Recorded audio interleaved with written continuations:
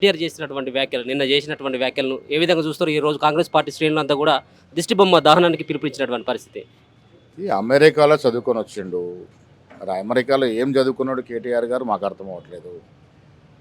ఉచిత బస్సు వల్ల ప్రజలకి, ముఖ్యంగా మహిళలకి పెద్ద సౌకర్యం ఏర్పడతా ఉంది.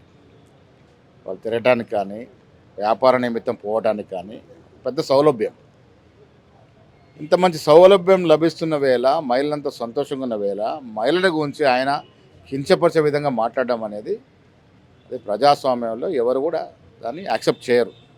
సరే, ఇవ్వలేదు, ఆయన నిర్దోషంగా క్షమాపణ చెప్పినాడు, అదొక భాగం. కానీ ఆయన ఆ రకంగా ఉండాల్సింది కాదు.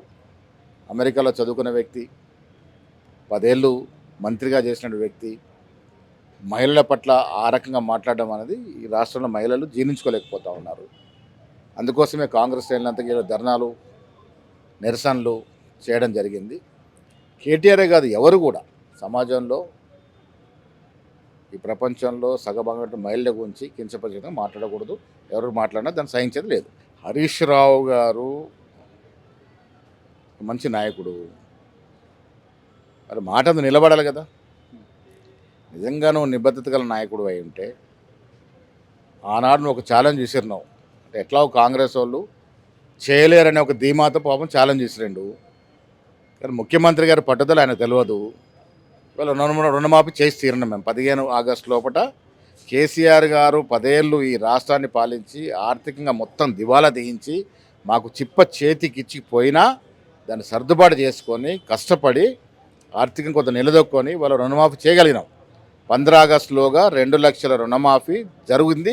1-2 రోజులు బ్యాంకులో ఏమైనా ప్రాబ్లమ్స్ ఉంటే అవి కూడా తీరి రుణమాఫీ జరుగుద్ది. ఆనాడు నువ్వు ఛాలెంజ్ చేసిన నువ్వు రుణమాఫీ జరిగింది కాబట్టి రాజీనామా చేయాలి. లేదు అంటే నేనేదో తెలియక ఛాలెంజ్ ఇస్తున్నానని క్షమాపణ చెప్పాలి. ఈ రెండు కాకుండా డొంక తిరుగుడు, దాంట్లో లొసుకులు ఉన్నాయనో, రుణమాఫీ సరిగా జరగలేదనో, ఇవన్నీ డొంక తిరుగు సమాధానాలు చెప్తా ఉన్నాడు. ఇది మంచిది కాదు. నిజంగా నువ్వు నిబద్ధతలను రాజకీయ నాయకుడు అయితే రాజీనామా చేయు. లేదా అంటే నేను తప్పిదం మాట్లాడినా, ఏదో తెలియక మాట్లాడినా క్షమాపణ చెప్పాలి. రుణమాఫీ విషయంలో అబద్ధాలు ప్రచారం చేస్తూ ఉన్నారు. కాంగ్రెస్ పార్టీ ఏదైనా చేయగలిగితే చేస్తా అని చెప్తుంది, లేకుంటే చేయలేమని చెప్తుంది. మేము ఇచ్చిన ప్రతి వాగ్దానము 6 గ్యారెంటీల అంశాలు 1-2 రోజులు వెనక ముందు కానీ అన్నీ చేసి తీరుతాం. ఈ రుణమాఫీ 10 ఏళ్ళుగా రైతుల్ని నానా ఇబ్బందులు గురి చేసి 3-4 దఫాల 50,000, 20,000 ఇస్తే వడ్డీకి వడ్డీ రైతు యొక్క నడ్డి విరిగింది. ఇలా రుణమాఫీ గురించి మాట్లాడే కనీస అర్హత మీకు లేదు. 10 ఏళ్ళు రైతులు మోసం చేశారు. మేము వచ్చి 9 మాసాలు కాలేదు. 9 మాసాల లోపల మేము రుణమాఫీ చేయగలిగినాం. ఈ ఘనతను మీరు మెచ్చుకోవాల్సింది పోయి మమ్మల్ని విమర్శించే పరిస్థితికి దిగజారుతున్నారు. ఇది మంచిది కాదు. రైతులు సంతోషంగా ఉన్నారు. రుణమాఫీ చేయగలిగినాము, రైతు బంద్ చేయగలిగినాము, ఫ్రీ బస్సు ఇవ్వగలుగుతున్నాము, 500 సిలిండర్ ఇవ్వగలుగుతున్నాము, ఉచితంగా 200 యూనిట్లు కాల్చుకుంటే కరెంట్ ఇవ్వగలుగుతున్నాము. ఇంకా పలు అంశాలు పెండింగ్ ఉంటే అవి కూడా ఇచ్చి తీరుతాం. ఆర్థికంగా చాలా ఇబ్బందులు ఉన్నది రాష్ట్రం. దీనికి కారణం కేసీఆరే. అయినప్పటికీ కూడా మేము ఇచ్చిన ప్రతి వాగ్దానాన్ని పూరించడానికి ప్రయత్నం చేస్తూ ఉన్నాము. ఇవన్నీ కూడా అబద్ధ ప్రచారాలు కేటీఆర్గా మాట్లాడుతూ ఉన్నారు. రుణమాఫీ విషయంలో కానీ, బస్సు విషయంలో కానీ.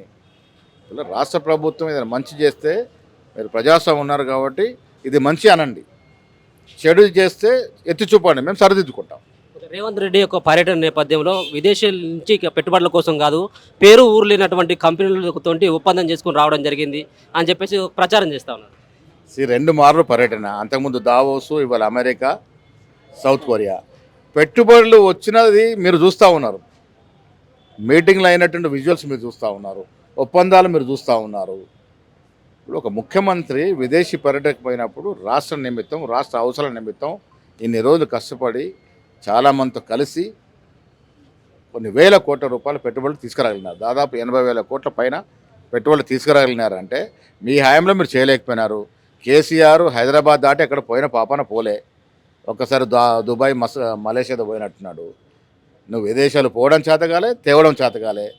మరి పోయి తెచ్చే వాళ్ళని మీరు సమర్థించాలి కదా.